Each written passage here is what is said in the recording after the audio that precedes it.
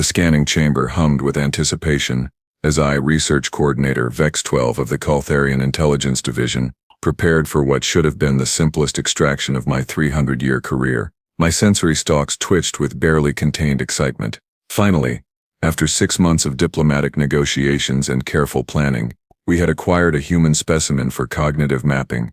Not just any human, mind you. We had Captain Marcus Webb, a decorated military officer from Earth's Western Defense Coalition. The humans had agreed to this exchange as part of the new interspecies cooperation treaty, believing it would foster mutual understanding between our civilizations. How wonderfully naive. Subject is sedated and ready for neural interface, announced my assistant, Krell 9, her 3 eyes blinking in sequence. She adjusted the biostabilization field around the unconscious human male strapped to the examination platform. All cognitive barriers should be suppressed. This will be easier than downloading a database. I clicked my mandibles together in what passed for laughter among my kind. Oh, the humans think their minds are fortresses. Hey! They have no idea that our technology can peel through consciousness like light through vapor. The truth was deliciously simple. While humanity had made impressive strides in space travel and weapon systems, their understanding of neural architecture was laughably primitive. They still used binary computers for the love of the great collective. Meanwhile, we Kaltharians had been mapping and manipulating brain patterns for longer than humans had been writing. Our plan was elegant. Extract Captain Webb's strategic knowledge, military protocols, defense codes, and most importantly the locations of Earth's hidden weapon installations.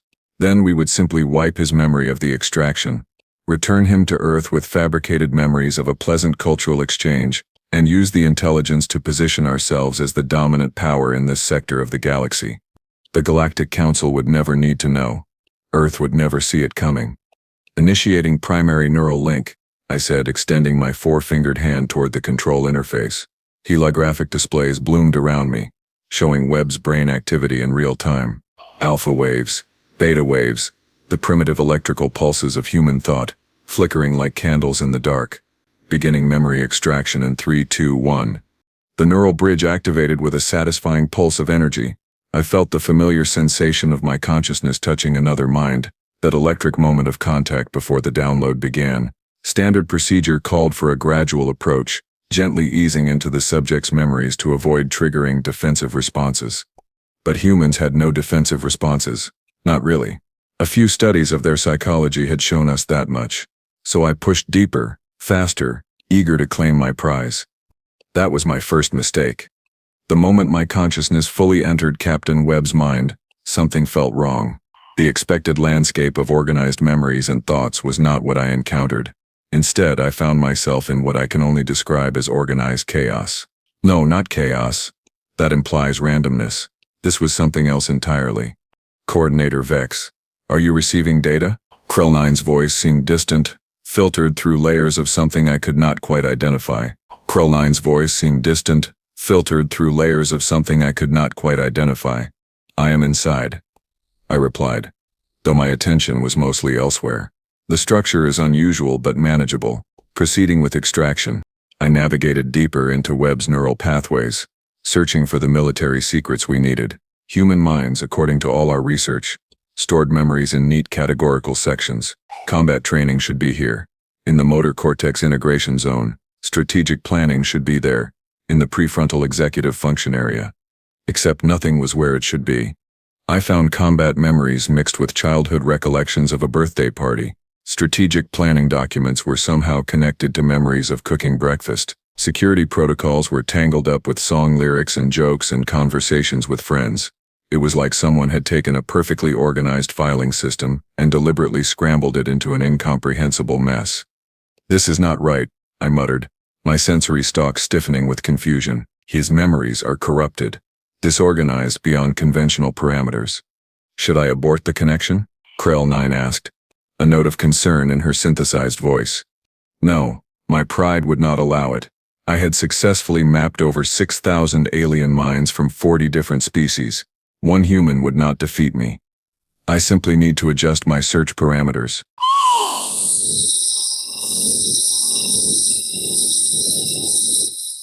The data is here. It is simply stored inefficiently. That was my second mistake. assuming inefficiency rather than recognizing design. Sarah pressed further, pulling at threads of memory, trying to isolate useful information from the tangled web of Webb's consciousness. And that is when things became truly strange. The memories started responding to my touch, not passively, like data being copied, but actively, like they were aware of me. A childhood memory of Webb falling off a bicycle suddenly contained me standing in the background watching. That was impossible. I was not there. The memory was 30 years old. Yet there I was, my insectoid form clearly visible in what should have been a simple childhood trauma. "Krell, are you seeing this?" I demanded, highlighting the anomaly in the data stream.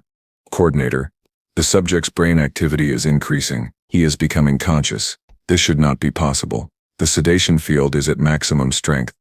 On the examination table, Captain Marcus Webb's eyes snapped open. But he was not looking at the ceiling of our medical bay.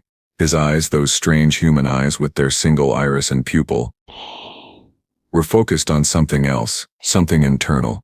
His pupils dilated and contracted rapidly, and a smile spread across his face. It was not the smile of a sedated subject waking confused. It was the smile of someone who had just won a game I did not know we were playing. "Hello, Vex-12, a voice said inside my head, not through the neural link, inside my actual mind. "Thanks for the invitation. I have been waiting for you to get close enough." Every sensory organ in my body locked rigid with shock. That was Captain Webb's voice, speaking. Inside my brain. "What is this?" I tried to withdraw from the neural link, to pull my consciousness back into my own body, but I could not move. Something was holding me there, in the space between our minds. "This is impossible. Humans do not have psionic abilities. Your species does not possess the neural structures necessary for what? Telepathy? Mind control?" Webb's mental voice was casual, conversational, almost amused. "You are right, we do not. Not naturally anyway. But you know what humans are really good at, Vex? Adaptation, especially when we know something is coming." "You knew." The realization hit me like a plasma burst to the thorax. "You knew we would attempt extraction." Of course we knew. Now his physical body was speaking too, his mouth moving in sync with the words echoing in my head. His eyes were open but unfocused, and I realized with growing horror that he was somehow conscious in both the physical world and in the neural space simultaneously. Of course we knew. Now his physical body was speaking too, his mouth moving in sync with the words echoing in my head. "Did you think Earth agreed to this little experiment out of naive trust? We have been studying you Kaltharians for 2 years, ever since you tried this exact same stunt on Ambassador Liu during the first contact negotiations." Ambassador Liu, the human diplomat who had returned from his visit to Kaltharia with no memory of the technological briefings he had received. We had assumed our memory wipe was successful. We had been so careful, so precise. "Blookham knew," Webb continued, and I could feel him moving through the neural link, but in the wrong direction, not me pulling data from him pushing something into me. He pretended not to remember. "Let you think you had gotten away with it. Let you think you had gotten away with it. And while you were congratulating yourselves, we were preparing, building defenses, and more importantly, building offenses." "Krell, sever the connection," I screamed, both verbally and mentally. "Emergency disconnect, now." "I am trying." My assistant's voice was panicked, her hands flying over the controls. "The system is not responding. Something is overriding the shutdown protocols." "That would be me," Webb said pleasantly. See, the thing about human brains that your research probably missed. We are really, really good at pattern recognition. It is how our ancestors survived. Spotting predators in the grass, reading micro-expressions on faces, finding threats in noise. You think our memories are disorganized, but they are not. They are networked. Everything connects to everything else. It is messy, sure, but it is also incredibly resilient. You cannot just pull one thread without activating thousands of others. I felt those threads now, countless connections firing in response to my intrusion, creating loops and feedback patterns that were overloading my sensory input. Every memory I touched spawned 10 more. Every piece of data I tried to extract came bundled with context, emotion, association, meaning. It was too much. My mind, trained for clean extraction of discrete data packets, was drowning in the sheer interconnected mess of human consciousness. And here is the beautiful part. Webb continued, his mental presence growing stronger as mine weakened. While you were busy trying to steal my secrets, you left your own mind wide open. That neural bridge? It goes both ways, friend. No, that was not possible. The neural bridge was Kaltharian technology, designed specifically for one-way data extraction. We had safeguards, firewalls, cognitive barriers that prevented reverse intrusion. No species had ever managed to turn our own technology against us. But I felt it happening. Felt Captain Marcus Webb's consciousness flowing backward through the connection, past all our supposedly impenetrable defenses into my mind, my memories, my thoughts, and he was not just observing, he was copying. Everything.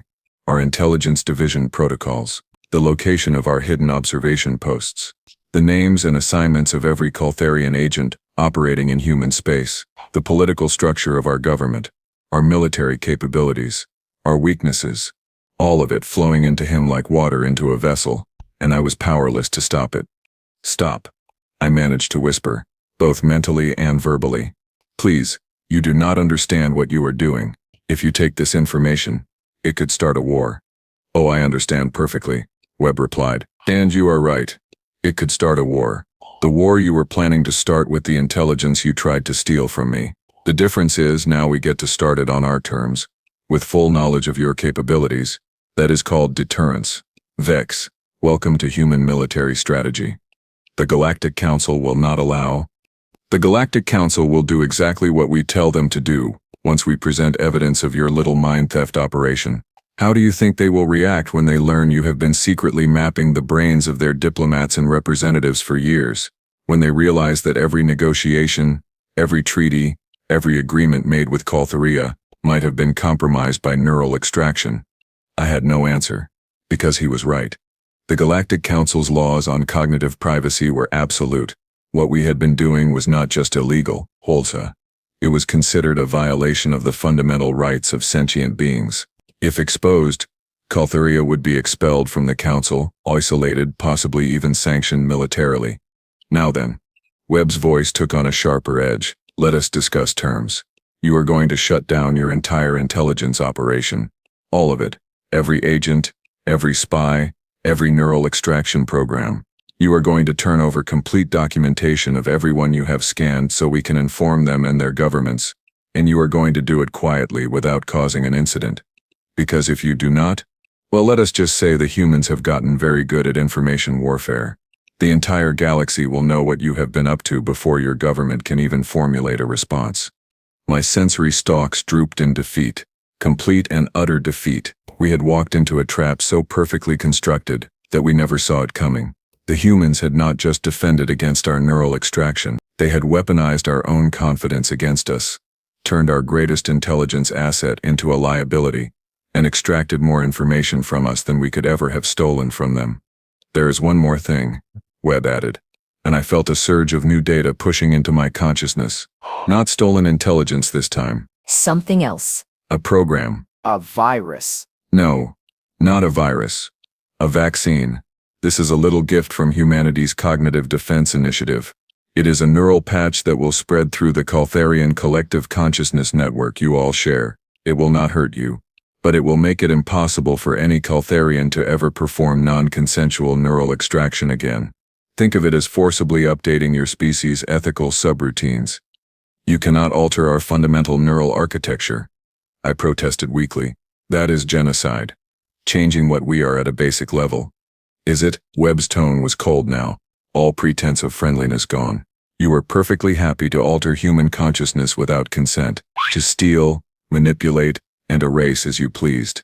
But when someone does it to you, suddenly it is genocide. No, Vex. This is justice. This is ensuring you never violate another sentient being's mind again. You will still be Kaltharian. You just will not be predators anymore. I felt the program activating, spreading through my neural network, reaching out through the quantum entanglement that connected all Kaltharian minds across space. In seconds, it would touch every member of my species, and there was nothing I could do to stop it. Coordinator, Krell 9 was at my side, her 3 eyes wide with shock as she watched my body convulse in the interface chair. What is happening? Your neural patterns are restructuring. The subject is doing something to you. Not just to me, I managed to say, feeling tears leak from my optical organs. Not from pain, from the sudden, overwhelming understanding of what we had done, what we had been doing for centuries. The violation, the arrogance, the casual dismissal of other beings' autonomy. The program Webb had injected was not just blocking our extraction abilities. It was giving us empathy, forcing us to feel the impact of our actions. For the first time in my life, I understood what it meant to have someone else's consciousness invade yours without permission. I felt it because Webb made me feel it, made me experience what we had done to thousands of beings, and it was horrifying. We were monsters, I whispered. We were monsters and we never even knew it. Now you know, Webb said. His physical body sat up on the examination table, pulling free of the restraints as if they were paper. The sedation field that should have kept him unconscious flickered and died.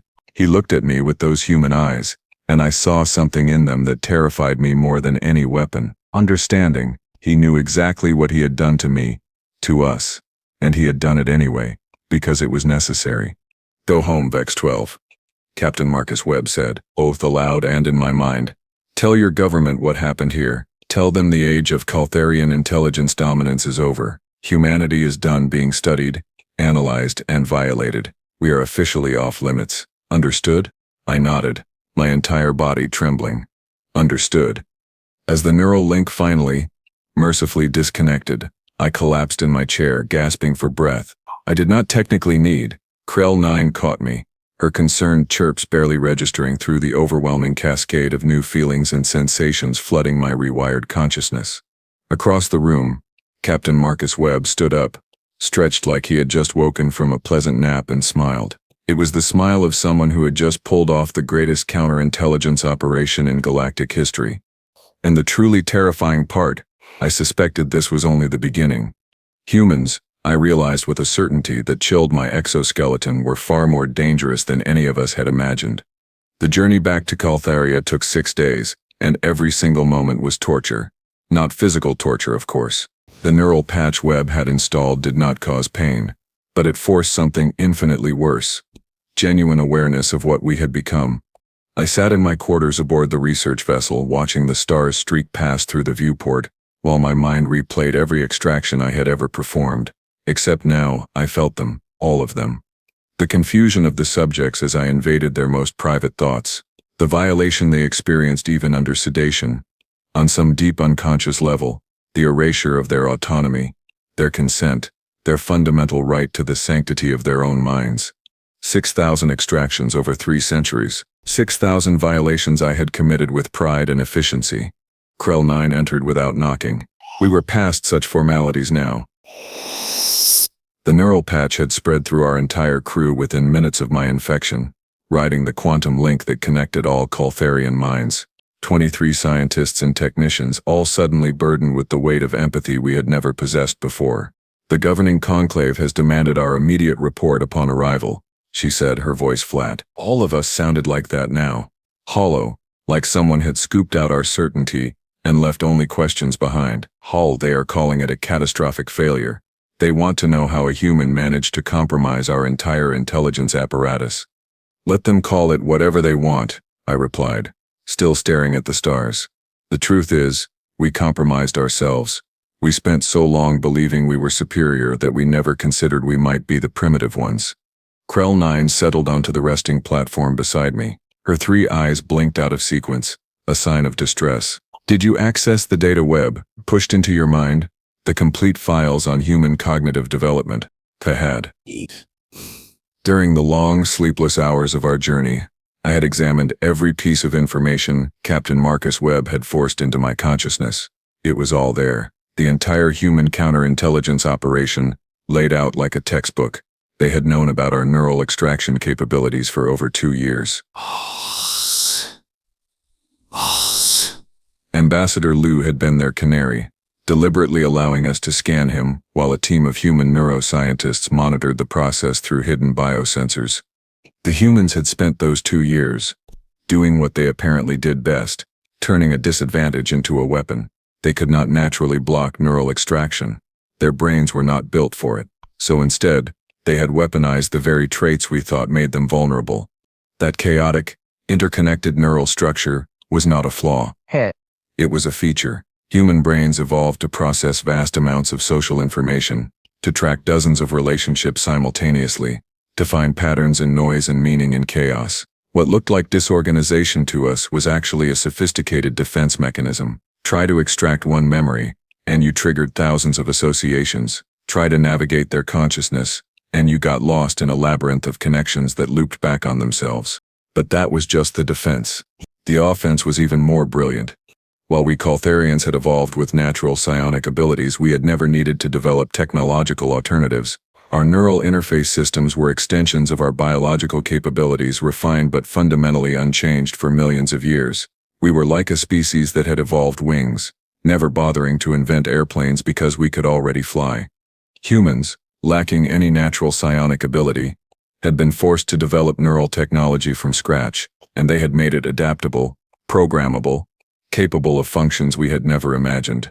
They had turned neural interfacing into a form of computer science, and once you treated consciousness as code, you could write viruses, patches, upgrades. Webb had not just defended his mind, he had hacked mine. There is more, Krell9 said quietly. I accessed the historical files on human military doctrine. Vex, did you know they have a specific term for what they did to us? It is called a honeypot trap. You create something that looks valuable and vulnerable, wait for an adversary to try to steal it, and use their own attack as a vector for counterattack. They have been using this strategy for thousands of years. I clicked my mandibles bitterly. We thought we were predators. We were marks.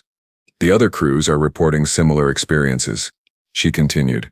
Every Kaltharian research team that had human contact is experiencing the same neural restructuring.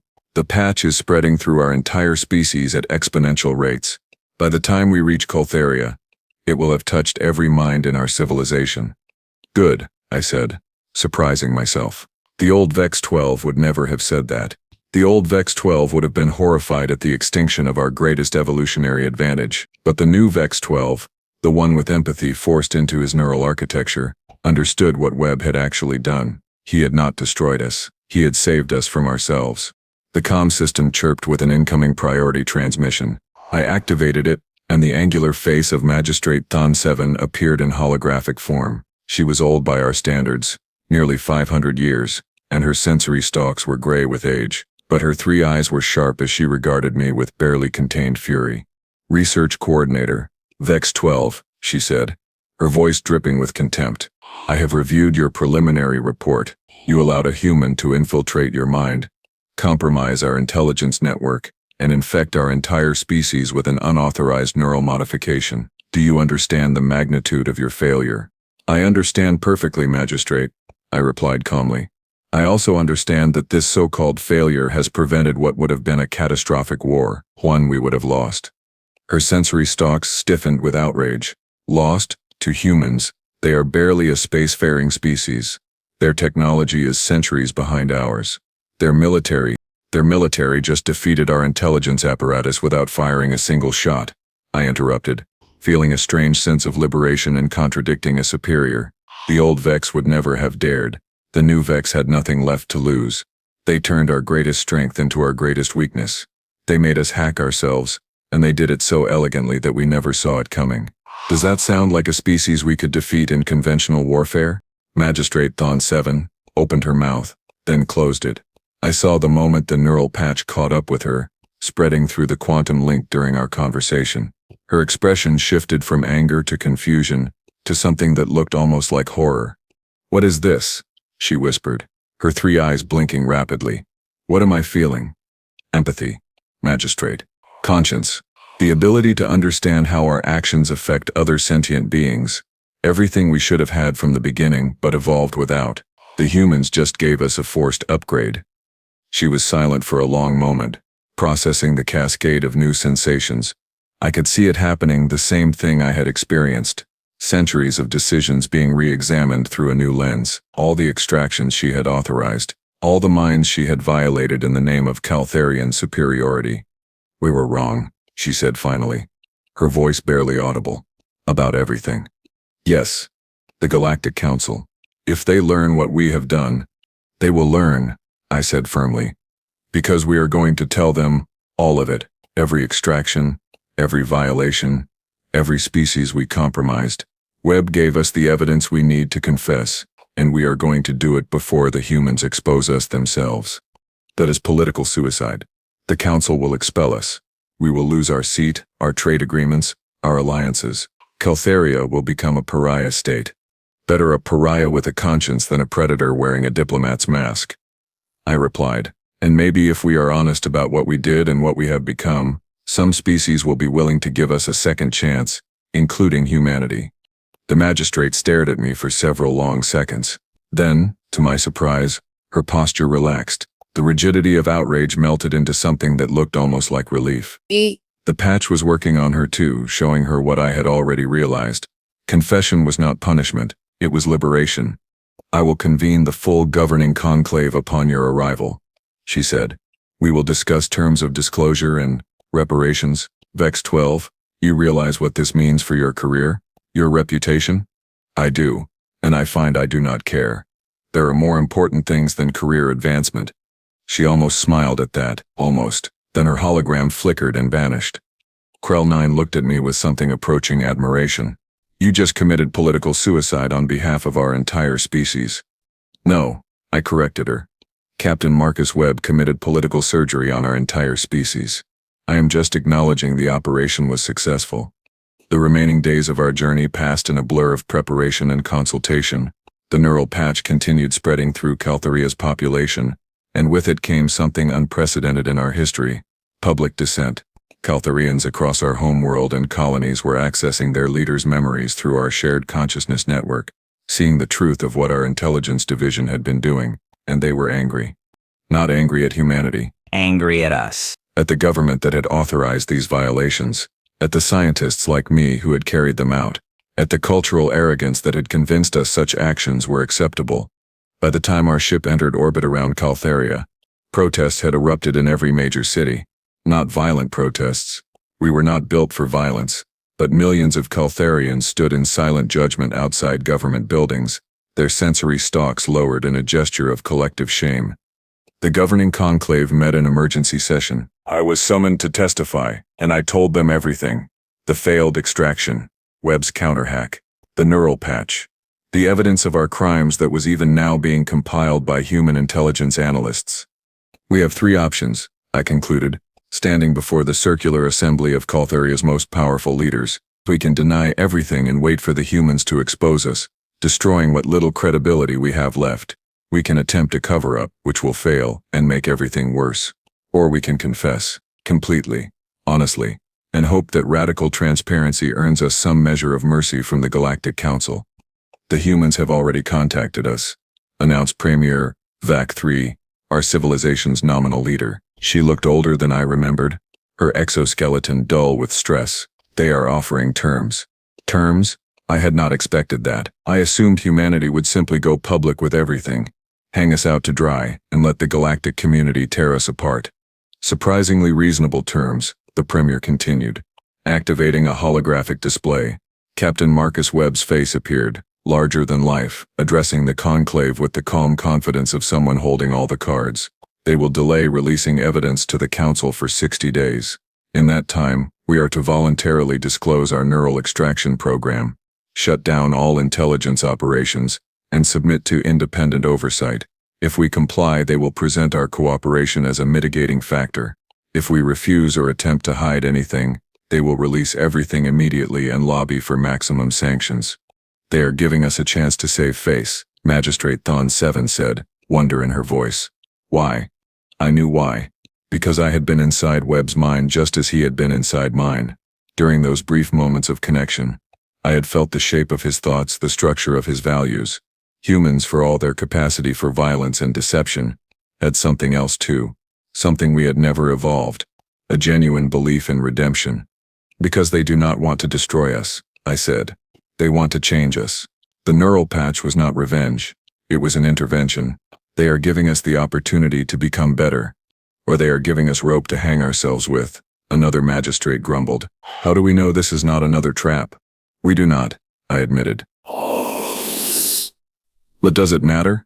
We have no good options. Our crimes are real. Our victims deserve acknowledgement. And the neural patch has already changed us fundamentally. We cannot go back to what we were. so we can either move forward with honesty or drown in denial. The debate lasted for hours, but the outcome was inevitable. The neural patch had not just given us empathy, it had given us the ability to see ourselves as others saw us, and what we saw was ugly enough that denial became impossible. 48 hours later, Sarah's Kaltharia made the most difficult broadcast in our species' history. Premier Vac-3, flanked by the entire governing conclave, confessed everything to the Galactic Council. The neural extractions, the memory wipes, the systematic violation of diplomatic immunity and cognitive sovereignty, the names of every individual and species we had compromised. The galactic response was immediate and severe. Trade embargoes, diplomatic isolation, suspension of our council seat, demands for reparations that would take decades to fulfill. But not expulsion, not war. The humans had been true to their word, presenting our voluntary disclosure as evidence of genuine reform. It was not mercy, exactly, but it was something, a chance to rebuild.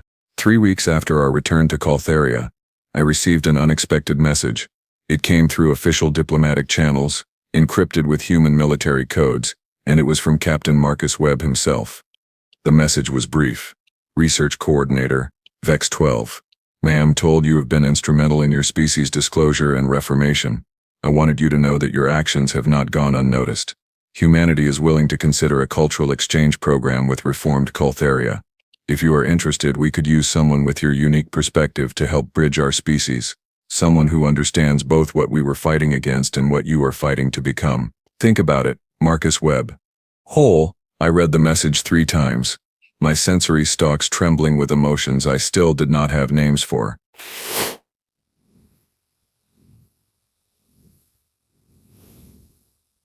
An olive branch, from the man who had hacked my brain and restructured my species' neural architecture, from the human who had defeated us more thoroughly than any weapon could have.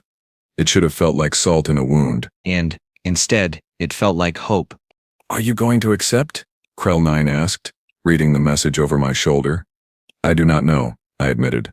Part of me wants to refuse out of pride, but pride is what got us into this mess in the first place.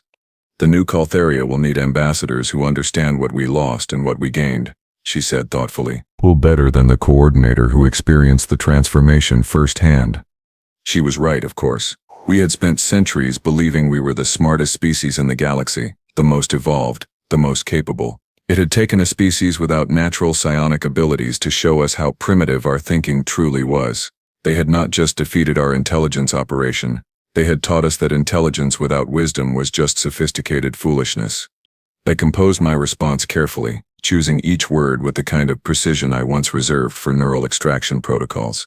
Captain Webb, I accept your offer, not because I believe I deserve this opportunity, but because my species needs to learn from yours. You gave us empathy. We had never evolved. Perhaps you can teach us wisdom we never developed. When should I report? Respectfully, Vex-12.